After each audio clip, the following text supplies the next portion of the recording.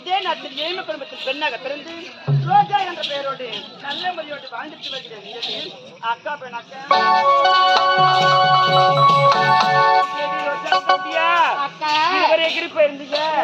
தேடிக்கொண்டு ஓட்டோட்டமா ஓடி வரக்கா தேடிக்கொண்டு ஓட்டோட்டமா ஓடி நீங்கள் என்னை தேடுவதும் நான் உங்களை தேடுவது அனுதினம் இது ஒரு வேலையாகிவிட்டது. ஆமாக்கா எங்கடி போயிருந்த சத்யா?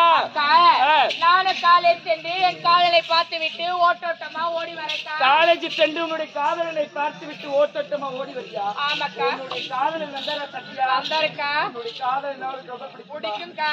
ஆசைப்பட்ட அனைத்து பொருளை உன்னுடைய காதலன் உனக்கு வாங்கி கொடுப்பாரு. வாங்கி கொடுத்தாரு, நீங்க பார்க்கல.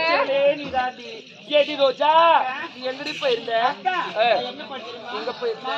நம் நாட்டில் எல்லை பகுதியில் இருக்கக்கூடிய அந்த முனீஸ்வரர் கோவிலுக்கு போயிட்டு இருக்கேன். நம் நாட்டு எல்லை பகுதியில் இருக்கக்கூடிய அந்த முனீஸ்வரர் கோவிலுக்கு போயிட்டு. ஆமா, எதற்காக ரோஜா முனீஸ்வரர் கோவிலுக்கு போயிட்டு?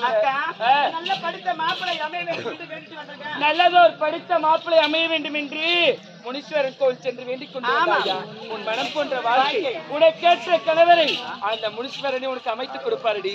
வாழ்க்கையில் எப்பொழுதுமே கஷ்டப்படாது. நாம் மூவரும் முன்றாக சேர்ந்து நமக்கு முன்பதாக வரக்கூடிய இந்த உயரத்தை பார்த்தாயா? நீ பார்த்தடி சத்யா? நானும் பார்க்கவே இல்லடி.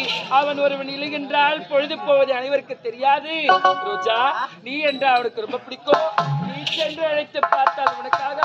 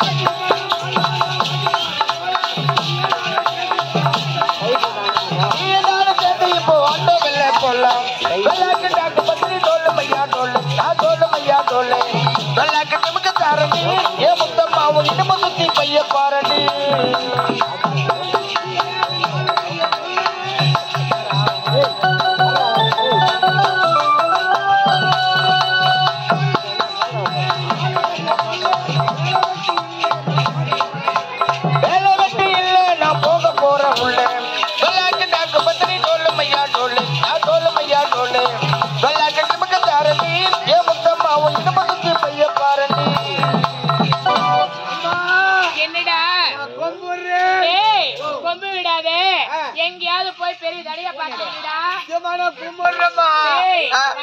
சொல்லிடா. அதெல்லாம் ஆகட்ட பிறகு எங்க அம்மா சொல்றாங்க பையா பையா நீ அரசாங்க வேலைக்கு போறியே, நீ ரொம்ப டீசென்டா போனடா ராஜா.